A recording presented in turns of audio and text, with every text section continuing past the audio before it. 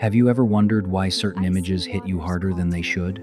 There's a video circulating right Videos that now. surfaced At first online glance, it showed looks a ordinary. 6-month-old No dramatic macaque being soundtrack, pushed no away by shocking other twist, monkeys no as it tragedy tried to unfolding in real interact. time. Just a tiny baby monkey in a quiet enclosure, clinging tightly to a stuffed toy. It And yet began with people a baby pause, monkey they and a plush watch, toy. some even replay it. Because this Punch was isn't born just an in animal July video, 2020. Punch was it rarely seen touches without it. something He much dragged it older across in the the nervous enclosure, system. And maybe cuddled the with it, real question is, played why with does it, it and seemed affect to us seek so comfort from it. deeply? This is Riley. It's late. The apartment is dim, the city humming softly outside the windows. Riley is on the couch, television on, half watching whatever the algorithm has decided to autoplay next. Not searching for meaning, just letting images pass. Then the clip appears on the TV screen. A baby macaque named Punch, rejected by his mother shortly after birth, now in human care. In the absence of warm fur and a steady heartbeat to press against, Punch has attached himself to a stuffed orangutan toy. He wraps his tiny arms around it, presses his face into it, holds on. On a television screen, the image feels larger, harder to dismiss.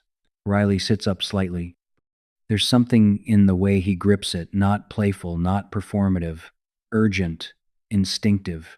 What Punch is doing isn't about being adorable. It's about survival. Primates are not designed to grow alone. Their nervous systems depend on contact. Warmth regulates stress. Proximity calms the heart. A mother's body is not just emotional comfort, it is biological stability. Without it, stress hormones rise, the system becomes dysregulated, and the body shifts into alarm. So when Punch clings to that toy, he isn't pretending it's his mother. He is responding to a nervous system that cannot tolerate isolation. He is doing the only thing available to him, holding on. And the reason that image travels through the television screen and settles somewhere inside the chest is simple. Our nervous systems are not so different. John Bowlby, the psychologist who developed attachment theory, argued that bonding is not optional for mammals, it is fundamental. When attachment is threatened or lost, the body reacts as if survival itself is at stake. Social rejection activates many of the same neural pathways as physical pain. The alarm is real. The distress is real. You don't have to consciously relate to a baby monkey to feel that. Your body understands before your mind does. Riley feels it first as a tightening in the chest, a subtle ache, no dramatic memory attached, just recognition. There's another concept in psychology that explains the toy itself. Donald Winnicott called it a transitional object. Many children attach deeply to a blanket or stuffed animal at some point in early life, not because they're weak, but because that object becomes a bridge. It represents safety when the caregiver is not physically present. It carries the memory of warmth. The object is not the mother, but it holds the feeling of her. Most adults once had something like that: a worn stuffed bear, a pillow that had to be nearby, a small object carried into unfamiliar spaces for reassurance. We rarely speak about these things now. We act as if maturity means no longer needing symbolic comfort. But Winnicott suggested the opposite. The ability to use a transitional object reflects the internalization of care. It means the child trusted enough to create a portable sense of safety. Punch didn't have the chance to build that internal safety. So the object itself becomes everything. On the television screen, he clings without hesitation. And Riley watches, realizing the video isn't really about a monkey. It's about separation, about what happens when closeness disappears too soon, about the instinct to reach for something, anything, when the thing you truly needed isn't there. Humans project easily into animal stories, not because we're irrational, but because animals don't perform. They don't hide behind social masks. A baby monkey in distress doesn't say, "I'm fine." It doesn't minimize its need. It doesn't reframe the situation into resilience. It simply holds on. And that rawness bypasses every polished layer adults build around their own vulnerability. Maybe we're not crying for the monkey. Maybe we're crying for the part of us that once felt unwanted, not necessarily dramatically abandoned. Sometimes it's quieter. A parent who was physically present but emotionally distant. A friendship that dissolved without explanation. A childhood moment of standing slightly outside a circle that never quite opened. These experiences don't always register as trauma. They can be small, ordinary, but the nervous system remembers what it's like to reach and not be met. That's why the clip spreads. It doesn't demand analysis. It doesn't require debate. It moves directly from screen to body. A small creature trying to regulate overwhelming aloneness in the only way it knows how. And people share it not to inform but to say, "Did you feel that too?"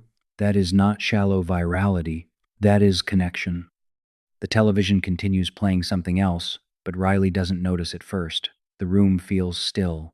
There's no dramatic revelation, just a quiet awareness of how much energy adults spend pretending not to need comfort. Independence is praised. Self-sufficiency is admired. Vulnerability is edited before it's shown. Most people learn early that visible need can feel risky. Punch doesn't know how to hide his need. He doesn't strategize it. He doesn't make it elegant. He just holds on. And there is something quietly instructive in that. Not in a motivational way, not in a be like the monkey way, but in the reminder that needing closeness is not weakness. It is wiring. We spend years trying to need less, trying to convince ourselves that we've outgrown the old ache, that we're beyond the part that once searched for something steady to lean into. But what if growth doesn't mean erasing that part? What if it means recognizing it gently, not clinging forever, not refusing to move forward, but acknowledging that somewhere inside, there is still a version of us that once reached out and hoped something would hold back? The baby monkey doesn't analyze attachment theory. He doesn't intellectualize his distress. He simply responds to what his nervous system demands. And maybe the reason the image lingers long after the television turns black is because it strips away the layers we build around our own needs. It shows attachment in its most basic form: contact or distress, holding or falling. Riley eventually turns off the TV. The apartment is quiet, not sad, not overwhelmed, just aware. Aware that comfort matters more than most adults admit.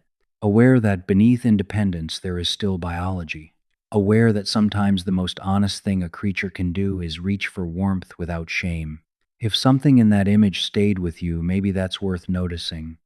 Because the instinct to hold on, to seek safety, to search for connection is not childish.